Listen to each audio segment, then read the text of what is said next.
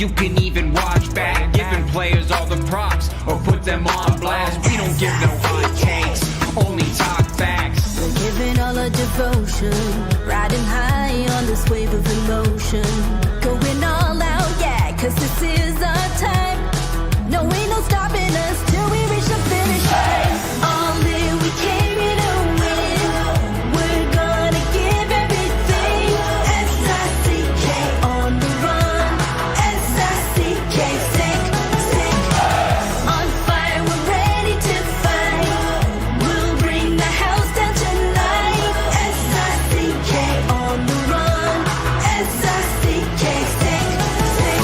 Playing on the car ride, play it when you lounge. X and O, you know that we can hold it down. Shout out to my man Sammy, got it off the ground. And to all the listeners tuned in right now, got debates, analysis, and speculation. This is sports talk for the new generation. You know where to find us, got a reputation. Sick podcast, your #1 sports destination. We're giving all our devotion, riding high on this wave of emotion. Going all out, yeah, cause this is our time.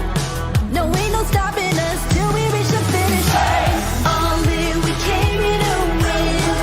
We're gonna give everything. S-I-C-K on the run. S-I-C-K, sick, sick. On fire, we're ready to fight. We'll bring the house down tonight. S-I-C-K on the run. S-I-C-K, sick, sick. S-I-C-K is the sickest podcast. Tune in for the audio, or you can even watch back. Giving players all the props or put them on blast. We don't give no hot takes, only talk back. S-I-C-K, S-I-C-K, S-I-C-K, S-I-C-K, S-I-C-K, S-I-C-K, S-I-C-K. All in, we came here to win. We're gonna give everything. S-I-C-K on the run. S-I-C-K, sick, sick. S-I-C-K is the sickest podcast. Tune in for the audio, or you can even watch back. Giving players all the props or put them on blast. We don't give no hot takes, only talk facts. We're giving all our devotion, riding high on this wave of emotion. Going all out, yeah, cause this is our time. No, ain't no stopping us till we reach the finish line. All in, we came here to win. We're gonna give everything. S-I-C-K on the run. S-I-C-K, sick, sick. On fire, we're ready to fight. We'll bring the house down tonight. S-I-C-K on the run. S-I-C-K, sick, sick. Playing on the car ride, play it when you lounge. X and O, you know that we can hold it down. Shout out to my man Sammy, got it off the ground. And to all the listeners tuned in right now, got debates, analysis, and speculation. This is sports talk for the new generation. You know where to find us, got a reputation. Sick podcast, your #1 sports destination. Giving all our devotion, riding high on this wave of emotion. Going all out, yeah, cause this is our time. No, ain't no stopping us till we reach the finish line. All in, we came here to win. We're gonna give everything. S-I-C-K on the run. S-I-C-K, sick, sick. On fire, we're ready to fight. We'll bring the house down tonight. S-I-C-K on the run. S-I-C-K, sick, sick. S-I-C-K is the sickest podcast. Tune in for the audio, or you can even watch back. Giving players all the props or put them on blast. We don't give no hot takes, only talk back. S-I-C-K, S-I-C-K, S-I-C-K, S-I-C-K, S-I-C-K. S-I-C-K. Turn up your volume. Because you're about to listen to The Sick Podcast. With Tony Marinaro. 55 seconds left in the penalty, a minute and 27 seconds left in regulation time. Boston 4, Montreal 3. Lafleur coming out rather gingerly on the right side. He gives it into Lemaire, back to Lafleur. The sickest Montreal Canadiens podcast. You're in the ball! Sports entertainment like no other. Rejoint, on lui fait perdre la rondelle, une passe devant. Et c'est le dégagement et ce sera la victoire des Canadiens. Stanley pour les Canadiens, le 23e de l'histoire. You found the dogs! John, you found the dogs! He found the dogs! And all together, they worked a young team to the top. And now, a 24th Stanley Cup banner will hang from the rafters of the famous Forum in Montreal. The Canadiens win the Stanley Cup. Brought to you by Energy Transportation Group. Driven to be different. La Vida Tibi. Embrace your true nature. And Playground, your premier gaming destination. It's gonna be sick. Welcome to the Sick Podcast on this Tuesday, April 22nd. The Montreal Canadiens lost last night in overtime to the Washington Capitals in Game 1 of their first-round playoff series by a score of 3-2 on a night where Alexander Ovechkin had 2 goals and 1 assist, the 2 goals, one of which came as the overtime winner. Montreal Canadiens get ready for Game 2, which will be tomorrow night in Washington. And by the way, I, as well as my colleagues at BPM Sports, Max Lalonde, Anthony Desaulniers, and Gilbert Delorme will be there. Shane Gaumont will be handling post-game duties tomorrow night with Pierre Maguire. And if all goes well, the plan is for myself, Max, Anthony, and Gilbert to call in after the show, maybe on the way to the airport, and join the podcast in progress tomorrow night. In just a couple of minutes, I'm going to be joined by Anthony Marcotte of BPM Sport and Denis Gauthier of RDS, who's also my collaborator on my radio show Le Forum on BPM Sport. But not before I talk to you about Playground. The Moneymaker Tour is coming to Playground.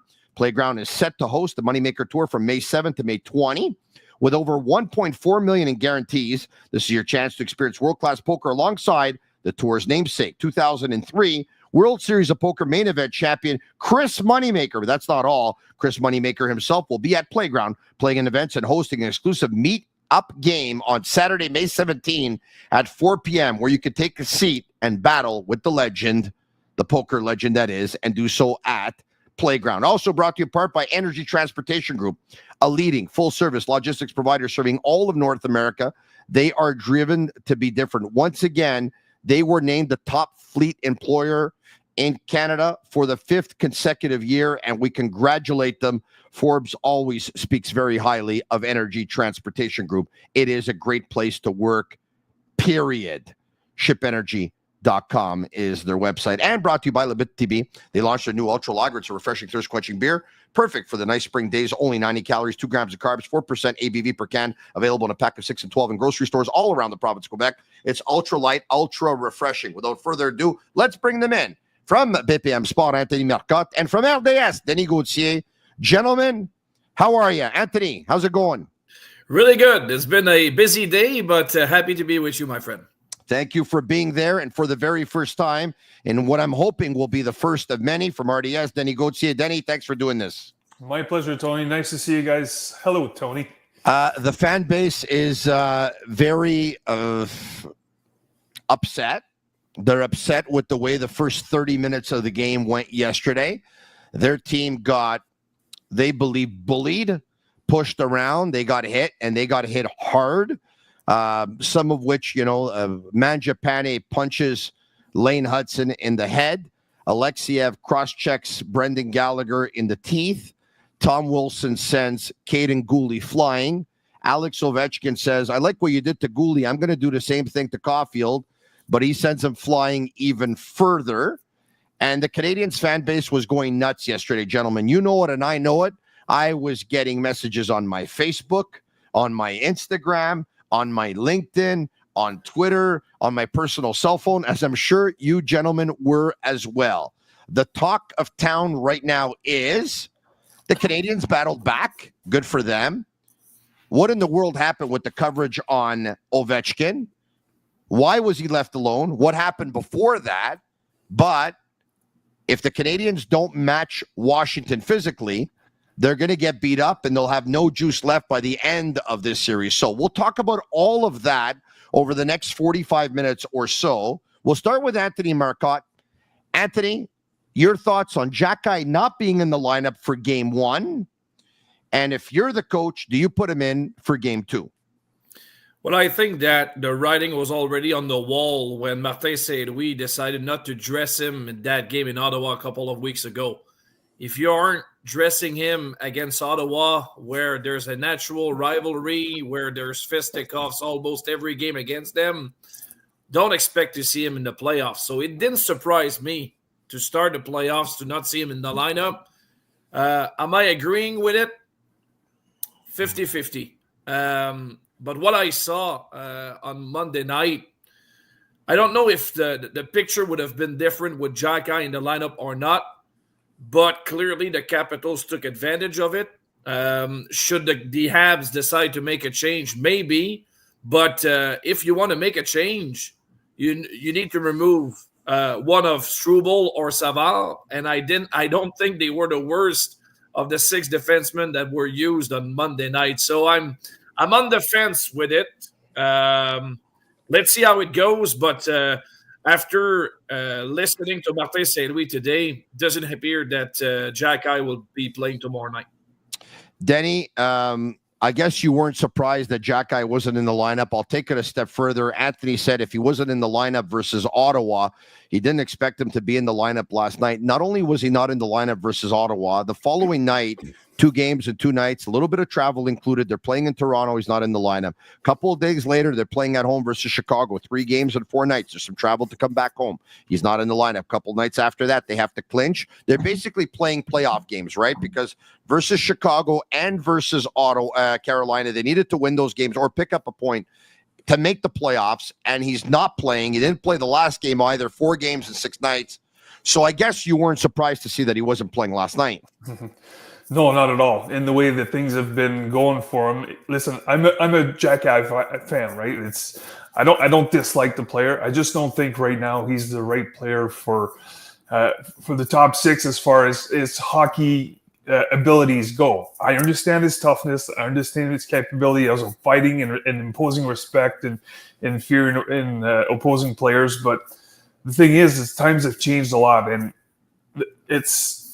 I don't see him and his 8, 10, 11 minutes changing the whole way the Capitals finish checks and play hard and go in the forecheck. And I don't see him intimidating, the tough guys on the other side or scaring Ovechkin away. And it's just, he's not going to play against the top 6 anyways, right? Like, he's not going to be on the ice at the same time as the top players because Martin doesn't have the confidence in his hockey abilities right now that he's going to make the right decisions.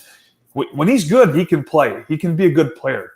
The thing is the recent games, the last games that he played, he made some really blatant mistakes that really, really put him in a tough position as confidence-wise with the coaching staff. And since then, I think, they're pressing hard to play some smart hockey, and that's what Martin Saint-Louis preaches. And they would like smart players with high IQs, and so. I get why the fans want him there, and I get the fact that they pushed us around in the first period. But, hockey-wise, I don't think we can match Washington physically. I don't think we can match, the hitting and the bullying and all the stuff. That's not our team. That's not what we are. We're a faster team, execution, and puck-moving team. When we're playing well, that's what we're doing. And I don't think he fits that mold to beat that kind of guy. It doesn't mean he's not going to play, and I think he can have some utility if he does play. But, I mean, he played so little lately that he's just going to be rusty and coming back in, and he's going to have the same kind of shock value that the first-time playoff game players did yesterday against the Caps in the first half of the games. And he's going to have that tomorrow or next game. So, I have a hard time seeing him crack the lineup right now and be a regular top 6. All right. On that note, let's hear from Cheryl Pounder from TSN, who talked about Xhekaj in the lineup or not in the lineup. played since April 6th. He doesn't have playoff experience either. I think through the first two periods, being the youngest team in the playoffs right now, you could sense that. Anytime you hesitate as an athlete, guess what? A lot of the time, you're going to get hit. And I think that will change over the course of the next game. You saw it change in the third period, just the adaptation. So for someone like Xhekaj, who now doesn't have that experience, he has the ability to take some emotionally unrestrained penalties, right? So can he toe that line not having had played? Because you don't want to put yourself in a bad spot either. And for me, I also don't like the idea of playing 7 defensemen. I really don't. I think it upsets the rhythm of your team when you go, when you go with 7, because, not only is not everyone getting into it, but it just changes the landscape of the forward group as well. So for me, right now, Arber Xhekaj is looking on. He may get into the lineup, but I wouldn't expect him in game 2. All right, there you have it. Cheryl Pounder. Anthony, your thoughts on what she had to say, that Xhekaj's taken some bad penalties. He hasn't played in a while. If he plays, he's going to be rusty, yada, yada, yada. Your thoughts? Well, I just think that Martin wants to have the most reliable defense core that he can have. And he already has a risky defenseman in Mike Madison, sometimes who's playing probably 23, 24, 25 minutes a night. You never know how he will handle pressure. He's susceptible to give the puck away. If you want to have Xhekaj in that lineup, he's vulnerable as well. Yes, he brings that physical element, but sometimes it can be a risky proposition. And the other thing is, if you bring in the lineup, you remove probably Struble, but you can't really touch Savard, so it will give you only one right shot defenseman in that defense. So it puts Martin in a tough position defensively in what he can do. And I don't like the 7 defensemen. Most of the coaches don't want to see 7 defensemen in the lineup. Can he play on the wing? We've never seen him there. I see that kind of comments everywhere. Play him on the wing. Well, he never plays there. Why would you bring him in the playoffs on the wing if you're not playing him there during the season? So I don't agree with it one bit. But Denny, in your opinion, is there a forward that the Canadiens can afford to take out of the lineup? Because if so, you can have Xhekaj on the bench and use him, as Pierre Maguire calls, having a nuclear deterrent. It doesn't mean he has to play. Maybe his presence will probably make some guys shy. Pierre Maguire said last night that in his opinion, Xhekaj has to be there. And if he knows how to play his role and he knows how to play it to perfection, what has to happen is, if the Canadiens players are getting hit, he has to go by the bench and he has to say to Tom Wilson, who hit Caden Gooley, and he's got to say to Mangiapane, who sucker punched Lane Hudson, or he's got to say to Alexiev, who cross-checked Brendan Gallagher in the teeth. Pierre Maguire said, Xhekaj has to say, I'm not coming after you guys. I'm coming after your best players.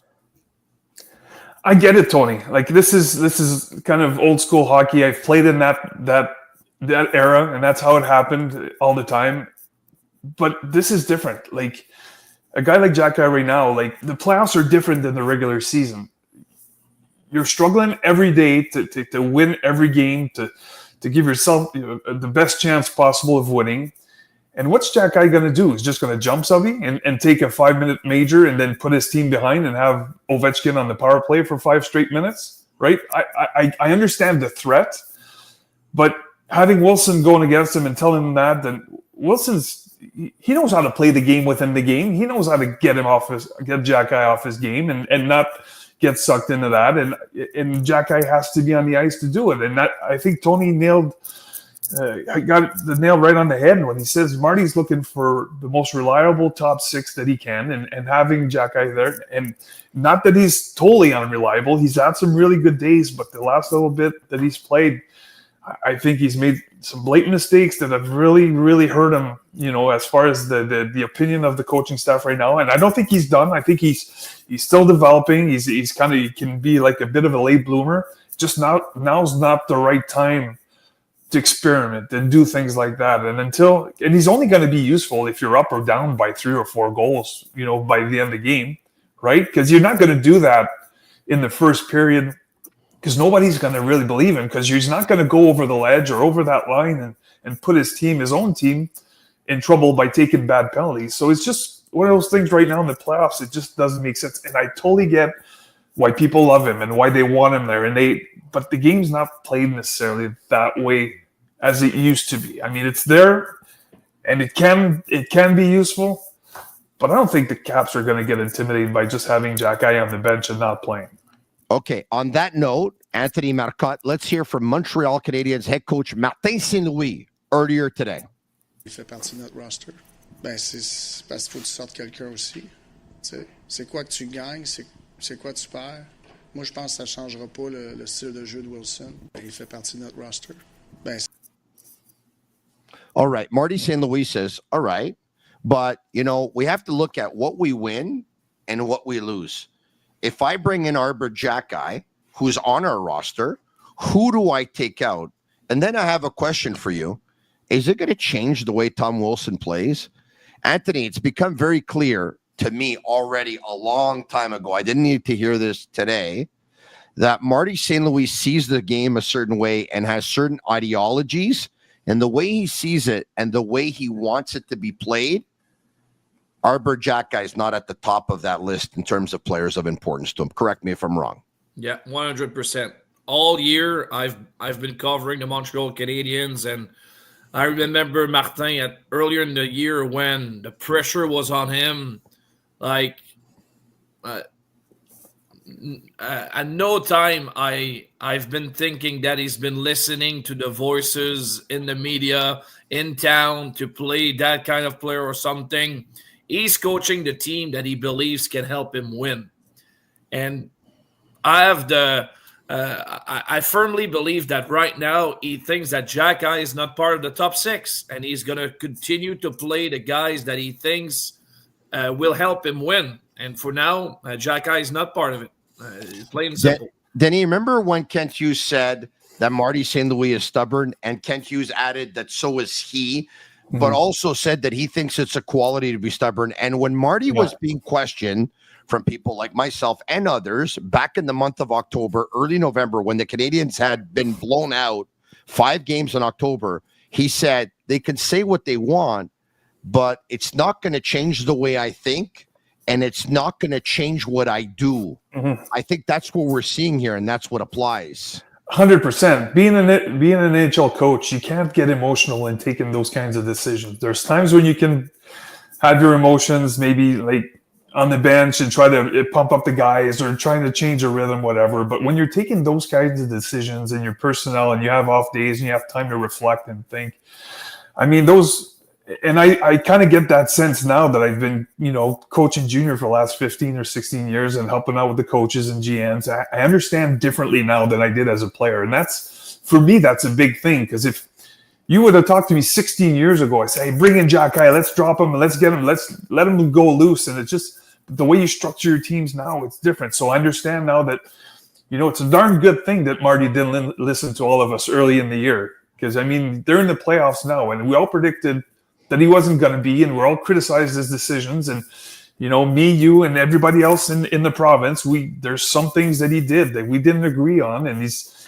like, no, this is how we're going to do things. And he was patient. He did things the right way. And obviously, looking back today, a lot of the things he did was right. And he did the right thing to be patient. Maybe he could have taken a different route. He would have gotten the same place. But, we have to admit now that, he was more right than he was wrong. So, I'm going to trust his thinking, and I'm going to trust Kent Hughes in his thinking as well, and how they're putting their roster, for the whole length of this series and the whole playoffs, and thinking it's the right thing to do for the team. And like we said earlier, Marty likes a certain type of player, certain type of hockey that's played.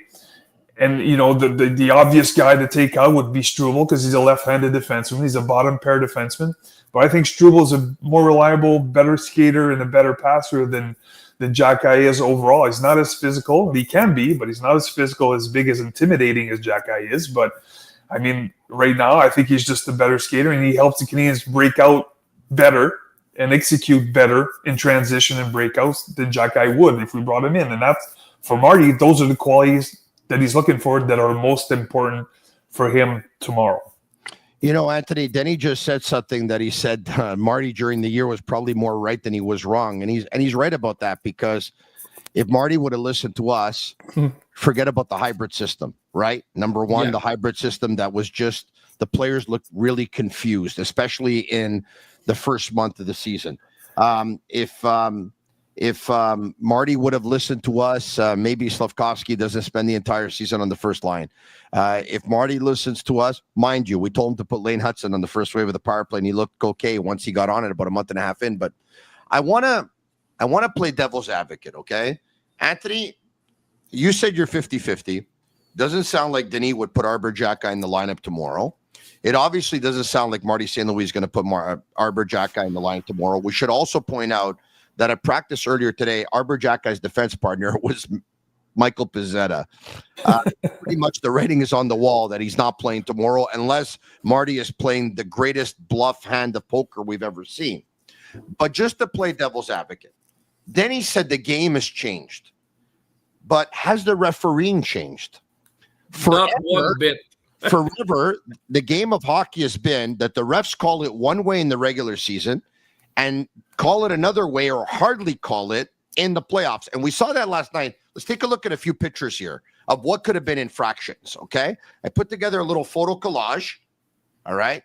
No, not that one, all right? But that one, okay? Alexiev cross-checking Gallagher in the face and in the teeth. Should be a penalty. Mangiapane with the sucker punch to Lane Hudson. Should be a penalty. Ryan Leonard, interference. Should be an interference penalty on Demidov. None of them were called. So Denny and Anthony, and Anthony, you go first, just to play devil's advocate here. Denny Gauthier said the game has changed, and I understand his point. But the refereeing hasn't. So if the referees are going to turn the blind eye and make you get away with a lot of stuff, isn't that the time to put in an Arber Xhekaj? More so than you actually would in a regular season game where they call everything. Let's not forget that in 2021, Weber, Sherratt, and Edmondson got away with things in the playoffs that they didn't get away with in the regular season. Anthony? Yeah, well, it's an excellent point. And I would add on this, I think the greatest quote in the dressing room after the game on Monday night was from Brendan Gallagher, who told the media there that, well, if you're going to playoffs waiting for calls, you're in the wrong business. Well, I'm paraphrasing it, but it's pretty much like what Gallagher said. So, I mean, you play the game, and if you get a call, you get a call, but you can't wait for the call to happen because you will be disappointed. So that's how I see it in the playoffs. You can ask every referee, and he will tell you probably, well, it's the same kind of hockey game. We're letting stuff go just a little farther, but the calls that we need to make, we will make it, but I don't agree with it. When you see a game like Monday night, most of those calls, it's blatant calls. You have an arm up, and there's penalty call for sure. Well, Denny? You know what the best deterrent to that is not having Arber Xhekaj in the lineup, is having a good quality power play. You know, if every time they do something, I understand they don't call a lot, but it'll scare you. It'll keep you from doing stupid stuff after the whistle. If you're scoring at a rate of 35% in the playoffs or something like that, you understand? So, but yeah. I get it. It's just different. And that's the disappointing part, is the refereeing's different in the playoffs than in the regular season. And by not wanting to be an impact on the game and not calling things, the referees are doing just that. They're having an impact on the game because they're letting the team getting away with a lot of stuff, and the disciplined team that's trying to be more skilled and more speed, like the league wants it. I mean, it's keeping away from their chances and taking them out of the game. So that's the disappointing part. But you scored a few in the power play. You go 2 for 3 in a game for 2 games.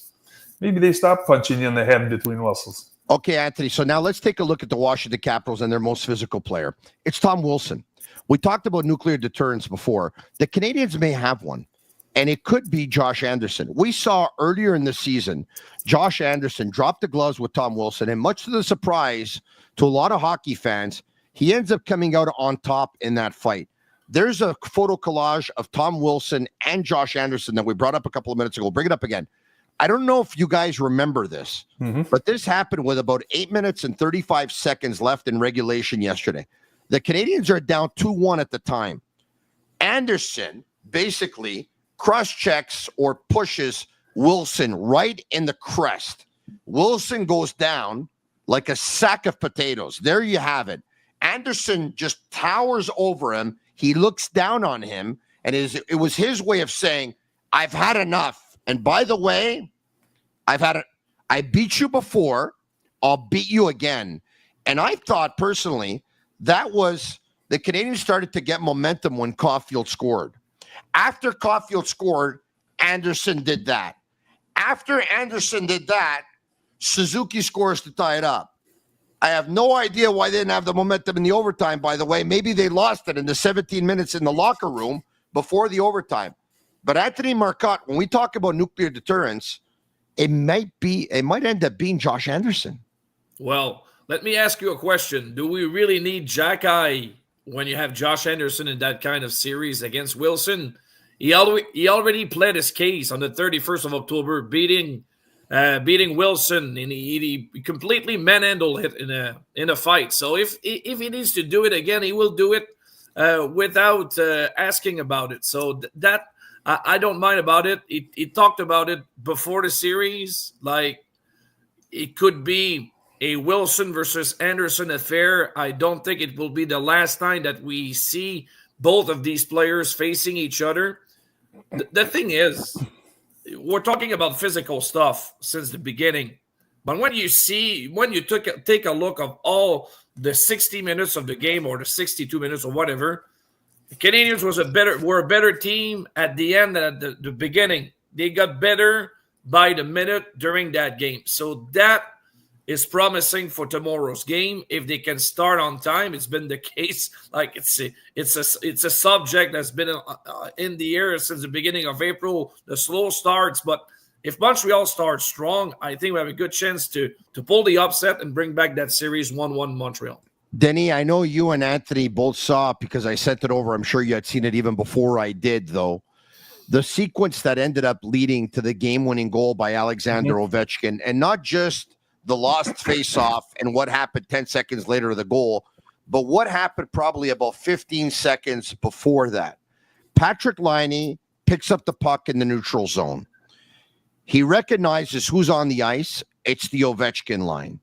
He should have the presence of mind to dump it into the offensive zone and retreat to the bench and change so that the Canadiens can get their more responsible defensive players on, because let's be honest, it's not going to be Demidov and it's not going to be Laine. He doesn't do so, and he ends up losing the puck. Washington picks the puck up, dump it in, they go after it. Laine, and then all of a sudden, a faceoff ends up happening. The Canadiens lose the faceoff.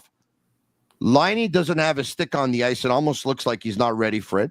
He tries to take a whiff at the puck. He misses it. And then the puck goes in behind Gouli, who goes after the man. Lane Hudson leaves Ovechkin all alone, unattended. Boom, goal. The Canadiens lose. We saw what happened. That line finished a combined -6. The line of Laine, Demidov, and Newhook. They were not overly convincing versus Carolina, and were not overly convincing when they had a couple of shifts together versus Chicago. Denis Gauthier, what should the Montreal Canadiens do with that line that, by the way, were outchanced at 5v5, 10-1 yesterday?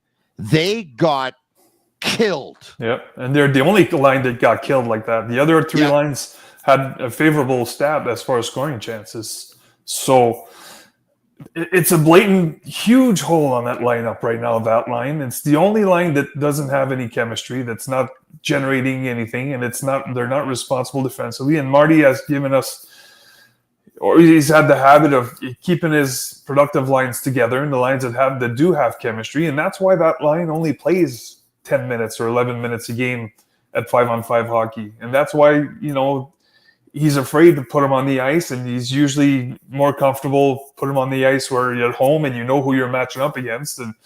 But those guys should know, especially Laine. He's been in the league for for many years. He should know what's going on. And that discussion, I'm hoping, was had in the locker room as far as what your responsibilities are and how you should play the game. And we're going to maximize your time on the power play. But, the way I want you to play 5-on-5 is north-south. And I know it's not that I want to take his skill away, but he's so dangerous. I mean, it's defensively, and he's a liability a lot of times. And he gets his skates on the track, and he cuts all over the ice. And he's one of those guys that doesn't have any jump and no dynamics. So it's unfortunate, and it was a perfect storm of succession of events that led to that goal. And it just fell into Washington's lap. Let's put it this way. Yeah. Whatever late line he did, he tried to get those matchups probably during the whole night, and he couldn't do it. And now that series of events, it just silver platter for Washington, and ended up having a face-off in their end. And you're seeing he's not ready on the face-off. For me, pet peeve, guy that's having a face-off, trying to get ready with his stick on his knees with his blade pointing down. Come on. Tell me you're ready to play. I mean, I respect guys, but that's not hockey. I mean, stay on your toes. And he's passing the Swiffer, like I call it passing the Swiffer, when you're swiping at a puck. And my maid does this at home, does the Swiffer on the floor here, and she's going around like this. That's what he did with the puck yesterday, and went right by it, and then Ovechkin snuck right behind him. So it's just unfortunate, and Washington capitalized. Anthony, I want to talk about those stats, okay? These were courtesy last night of Guillaume Villemayre, or actually earlier today, pardon me, of Guillaume Villemayre of TVA. He's their statistician. Scoring chances with lines on the ice at 5v5. The Suzuki line outchanced every line they went up against by a total of 11 scoring chances for to 3 scoring chances against. The other 3 lines that the Canadiens had actually were all advantage Washington, but 2 of them were barely. The Dvorak line, 5v5 scoring chances, was 1 for their line and 3 for Washington's line. The Evans line was 2 scoring chances for Evans' line and 4 for Washington. The Newhook line was 1 scoring chance for Montreal, 10 scoring chances for Washington. So you have 2 of them that are very lopsided. One of them in favor of the Canadiens with the Suzuki line. The other one in favor of the Capitals against the Newhook line. And the Dvorak line and the Evans line are close, but they get outchanced 7-3 overall. On that note, Anthony, it's clear to me that a change has to happen on that line. Yeah, probably. What would be your change? I don't know. I mean, Martin Saint-Louis has been really steady in his line all year. And like you said earlier on, I mean, he benefited from it almost all year. His patience paid off.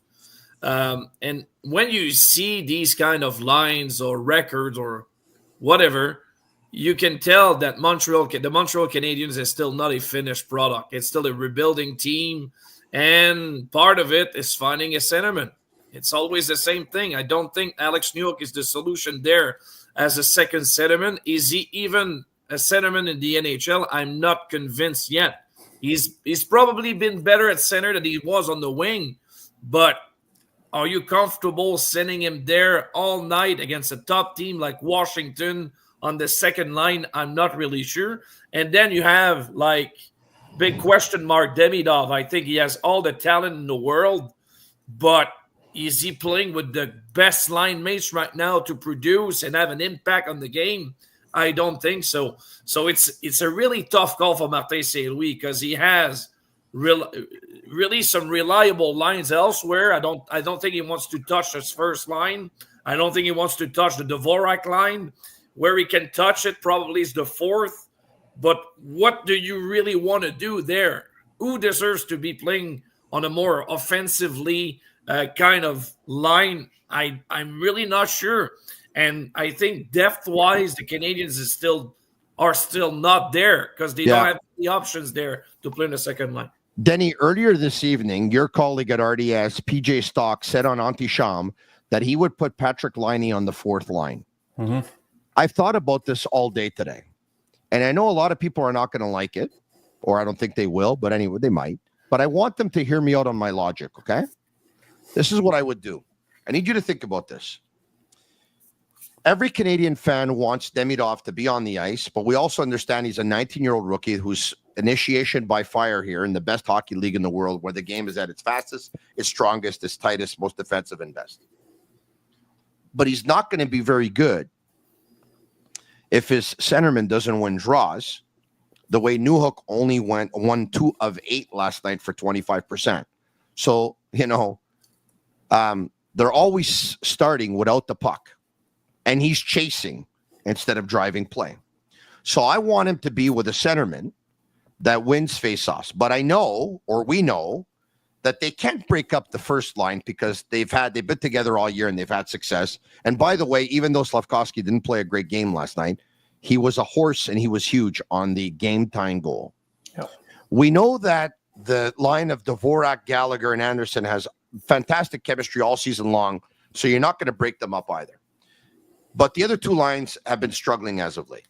So I put him with Jake Evans, who is a better face-off guy than Alex Newhook, is a better defensive hockey player than Alex Newhook, can insulate Demidov, I think, better than Newhook can.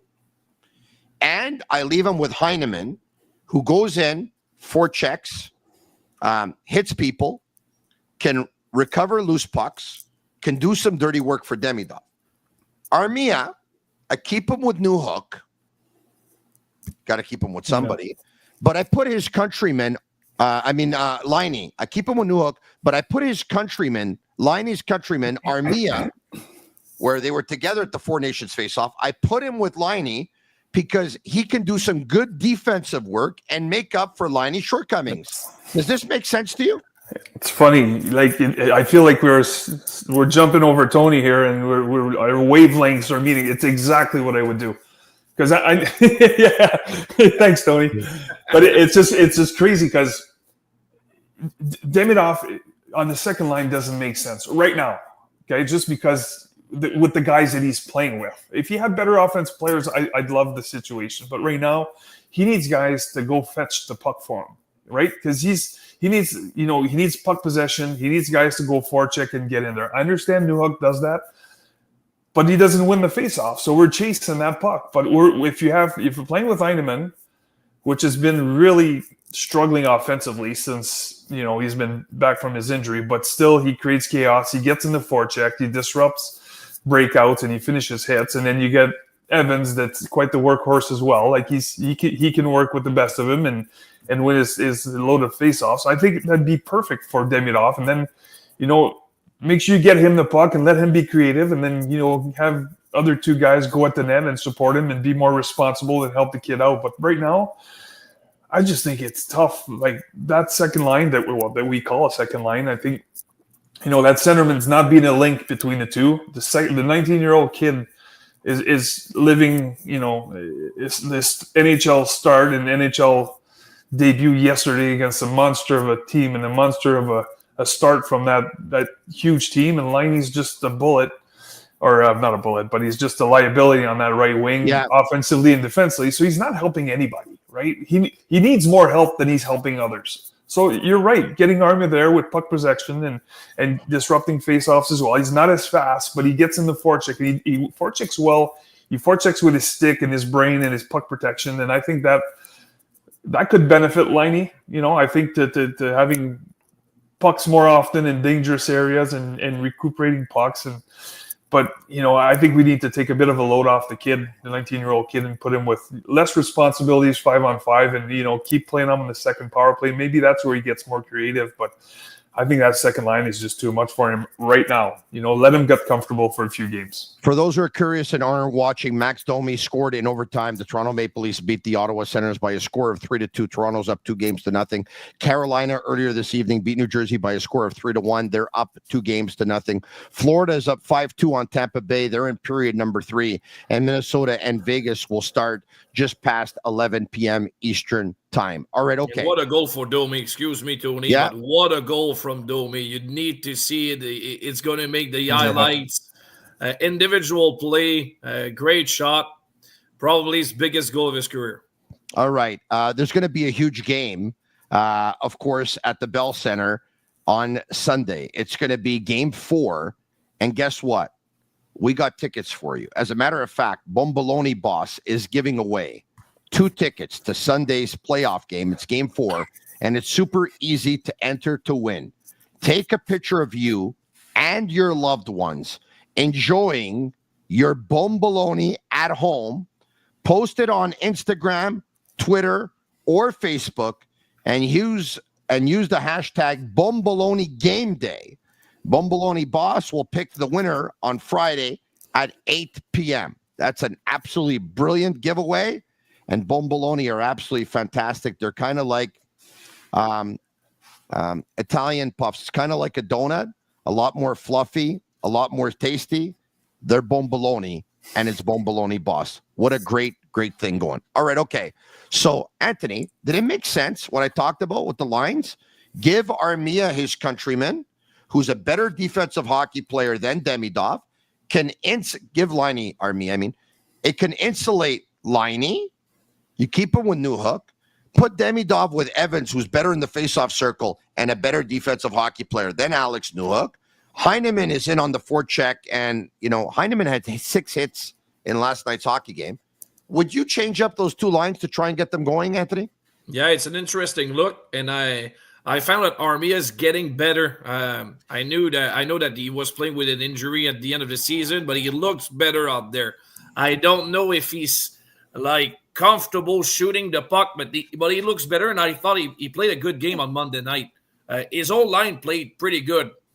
What you can expect from that kind of line as a shout-down unit.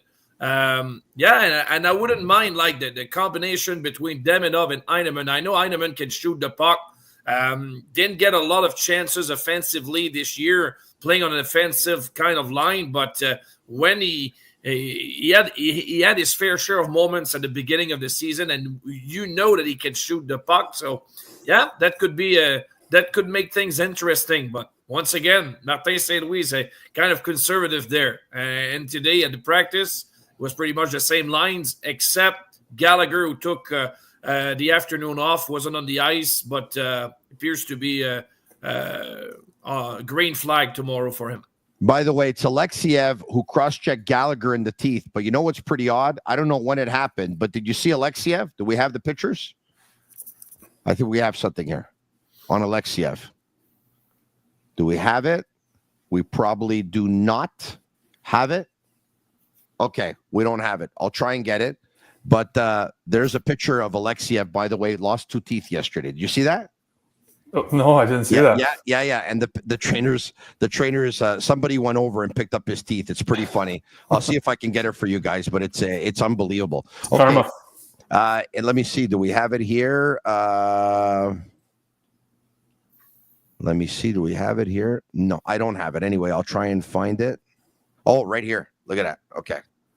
Anyway, Agnello and Sammy will bring it up in just a second. It's pretty funny. But in the meantime, what I'll do is I'll talk to you about Betway.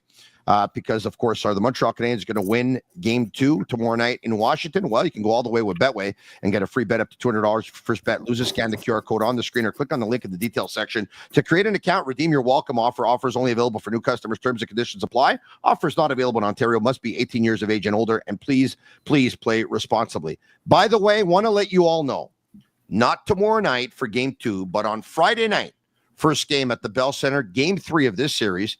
You can join the Sick Podcast this Friday night for a watch party and a post-game live podcast starting at 6 p.m. It's no secret. Winnie's on Crescent is the place to cheer on the Montreal Canadiens. They will stress, chant, high five, or cry, but they'll do it with Habs fans at Winnie's. Warm and friendly atmosphere and gastropub fare ready for the playoffs. Signature appetizers from their classic nachos and wings to pizza and roast beef sandwiches. See you there this Friday night at Winnie's, Sir Winston Churchill Pub, 1459 Crescent. I'll be there right after 6 p.m. to watch the game with you starting at 7, and, of course, a Habs post game right after the game. Agnello and Sammy, do we have that picture now of Alexiev? I sent it over to you. Do we have it? I think we do. There you have it. Look at the teeth there in the towel. Look at that, huh? Is that what you call bad karma? That was found. Look at that. The Caps ice crew found Alex Alexiev's teeth post-game after he took a stick to the face during Game 1 versus Montreal. He required dental surgery, but will not miss Game 2. Denny, is that ever I happened think to it's you? the play with Nick Evans, the follow-through. That's where it got injured. Yeah. That's right. You're absolutely right. You're 1,000% right. I would think that's when it happened, Anthony. Yeah. Guys, I'm going to leave you with this. Denny, my buddy Joe called me today. Passionate Montreal Canadiens fan. And he said to me, as a matter of fact, he called me probably at around 8:30 or so. And he said to me, he said, Tony, win or lose, I want to see Marty St. Louis do one thing. I said, what, Joe? He has to unlock Demidov. I said, Joe, unlock Demidov. What are you talking about? What does that mean? Tony, just give him the ice. Give him 15 minutes. Let him play, because this kid is going to learn from this. And you know what? He could probably help them win. And I said, well, Joe, he's worried that if he gives them more ice, he's going to expose them because he's not quite ready without the puck yet. And I would imagine, Joe, that many coaches will tell you got to take baby steps with a young player or else he can be burned. And Joe said, Tony, baptism by fire. I want them to throw him into the lions then. Denny, your response to Joe, I know what he's trying to say. I'm sure you do as well. He wants us to get first wave power play. As a matter of fact, he said, Tony, I want Liney off the first wave of the power play because he doesn't move his feet and the power play is predictable with him. I want Caulfield in Liney's spot, and I want Demidov in Caulfield's spot. Denny? Well, I mean, it's an emotional response, of course, by Joe, and I understand why he says that, but I don't think, the 4 or 5 minutes of difference that he's playing now, that he wants him to play the 15, I don't think that'll change the whole thing. And I don't think you can play him that much with the guys he's playing with, because you're not being productive, and you're going to be stuck in your end more than lots. So you can't want to win and give everything to the young kids. Like, obviously, Joe, I'm sure, wants the Canadiens to win, right? Of course. So you can't put that second line or Demidov playing 18 minutes, 20 minutes, and I'm just saying him, but it could be any other youngster. It's just not the way the league works, and it's just not how you're successful. And we're putting a lot of hope and a lot of pressure on this kid to perform. And that first game really got us going, because the hopes were, there's a lot of hype with him coming in, and he got a golden assist in that first period. We're like, okay, man, this guy's going to lead us to the promised land, and it's just not always how it works. So I think I want Marty to see the flow of the game. I think it'd be easier to put him more at home, because you got the last change, and choose who you're playing with and who you're playing against. So that would be a better situation, but I don't think he's going to do that tomorrow. I know I've seen Marty now, the way he coaches, and he doesn't have that kind of, that kind of ideas that he's just going to let a young kid roll. So I understand why Joe wants this and other fans want it, but we can't want to win and have Demidov play 15 minutes to 18 minutes on the second line. Anthony Marcotte, are you optimistic going into tomorrow's game for the Montreal Canadiens? They finished strong. As the game went on, they got better and better. A buddy of mine called me also earlier today and said, you know what, Tony, I'm optimistic, because in the third period, I found that as the game went on, that the Capitals didn't have the legs that the Montreal Canadiens had, and they weren't skating with the Montreal Canadiens. So there was a mistake in overtime for sure. Are you optimistic, Anthony, that Montreal can go into Washington and win Game 2? Yeah, I am. And I see no reason why Montreal can compete tomorrow and bring it strong and make it interesting, and bringing it back 1-1 in Montreal. That would be quite an achievement.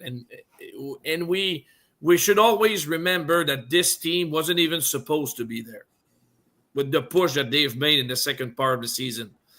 Ivan Demidov He wasn't supposed to be there, but now he's there and he's benefiting from it. It'll get better because of that experience. And now all those young kids that will benefit from that experience in the playoffs. And I remember during the Four Nations face-off, we're talking with John Cooper, and one of his press conference, he was remembering his first playoff series in Montreal with the Lightning. I think it was in 2013 or so. And Montreal got the better end of the Lightning, his team at that time. And he said it was so beneficial for us. We even had the advantage at the beginning, but they really pummeled us during that series, and we got better from it. But, well, I see the same thing from Montreal. If they don't go through Washington this year, well, okay, we'll take it. But the team will get better from it because the young core is already building a strong base for the foreseeable future. So, yeah, I'm optimistic. I don't believe Montreal will go through Washington, though. But do they have the chance to win tomorrow? Absolutely. All right, so he's pretty optimistic. So Anthony Marcotte's saying to you that he wants to see these Montreal Canadiens flags on your car tomorrow because basically, look at this. This clips up. You roll down the window, clips onto your window. You roll back up the window, and the car flags. This is made of fantastic quality, and I love seeing these Habs car flags this time of year on all vehicles, and it really makes me pumped up for the playoffs. I'm sure you feel the same. If you're wondering where to get these Montreal Canadiens car flags, head on to hkyjersey.com where they sell officially licensed Montreal Canadiens flags. By the way, they also sell hockey jerseys, amazing hockey jerseys, all teams, all players. HKY Jersey has the cheapest prices online and throughout the city for these Canadian flags. Denny and Anthony in ending, April 22nd, 3 years ago. God rest his soul. Let's bring it up if we can. Do we have a picture there? Toujours dans nos cœurs, c'est les Canadiens de Montréal, always in our hearts. Le Démon Blanc, the flower. Guy Lafleur, guys, left us 3 years ago today at age 70. L'idole de tout un peuple, an idol for, of course, all of the Quebec population and Montreal Canadiens fans around the world. And I hope that Montreal Canadiens fans, the young generation, will have their Guy Lafleur one day, where he was when we were growing up, 4 or 6 years, or at least when I was growing up, 4 or 6 years, he was the best hockey player in the world. And the Montreal Canadiens haven't had the best hockey player in the world since Guy Lafleur, but who knows? Who knows? Maybe they will going forward. Gentlemen, I'm still waiting for my Guy Lafleur. Maybe his name is Ivan Demidov. Maybe. Yeah. Look at this. Ethan Mott sends over $50. What I don't get is I don't think the team is going to win the Stanley Cup or go too far in the playoffs. Therefore, I would try and get as much experience to my young guys as possible. So why wouldn't you play Arber if Savard is leaving this summer? Guys, I'm going to give you the opportunity to answer, but I'm going to answer it very quickly because coaches don't feel that. They don't think that. They don't think we're not going to win the Stanley Cup. They play and coach. They coach to win every game, right? And to worry about tomorrow. So Marty St. Louis is not going and say, yeah, you know what, we're not going to win. So anyway, let me just play anybody. Marty St. Louis is going into it saying, I'm going to play the lineup that I think gives me the best chance to win. Denny, correct? Correct, because you know what? You win that series, you might win another one. All of a sudden, you're playing 15, 20 games of playoffs before you know it. And then maybe this guy gets a chance because there's an injury. I'll give you a prime example. 2004, Calgary Flames make the playoffs late. We're a young team, not supposed to make it. I get injured in the first round. Tony Lindman gets injured in the first round. That's when two guys that were basically unknown get their chance because we won first round against Vancouver. Mike Commodore and Steve Montador. And two guys that, had the opportunity to come in because two veterans fell, they got injured and were out. And then these two guys started their NHL career in the playoffs, basically, because we got injured. So who knows? You win this round, maybe Xhekaj comes in later and things go well for him. So that's why you win. You coach to win the game now and to win the series now, and opportunities will arrive. Just make sure you're ready when the opportunities arrive. Montador and Commodore. That's correct. Rhymes. Pretty cool. Gentlemen, thank you once again for doing this. Much respect. Thank you very much. Special thanks to all of our sponsors. And by the way, once again, Bomboloni, boss. This is unbelievable. They're giving away 2 tickets to Sunday's playoff game. Super easy to enter to win. Take a picture of you and your loved ones enjoying your Bombolonis at home. Post on Instagram, Twitter, or Facebook. Use the hashtag Bomboloni Game Day. Bomboloni Boss will pick the winner on Friday at 8 p.m. And that's for Game 4. Game 3, we're going to be at Sir Winnie's for a watch party. I'll be watching the game with you, Montreal Canadiens fans. I'll be there just past 6 p.m. at 1455 Crescent Street, downtown Montreal, a couple of blocks from the Bell Center. And then after the game, of course, we're going to Habs post-game on the Sick Podcast. For Agnello and Sammy at Master Control, Denis Gauthier of RDS, Anthony Marcotte, the BPM Bar. Thanks for watching, everyone. Tomorrow night, Canadiens and the Capitals. Game 2, Shane Gaumont and Pierre Maguire with your post-game. And if all goes well, myself, Jobert Delorme, Max Lalonde, Anthony Desaulniers, will call in after the game. We're going to be in Washington. I'm flying out tomorrow afternoon. Ciao for now. Much love. And that's a wrap. Hope you don't miss us too much until next time. Follow the Sick Podcast with Tony Marinaro on YouTube, Instagram, Facebook, Google Play, and Apple Podcasts. The Sick Podcast is brought to you by Energy Transportation Group. Driven to be different. Tibi. Embrace your true nature. And Playground, your premier gaming destination.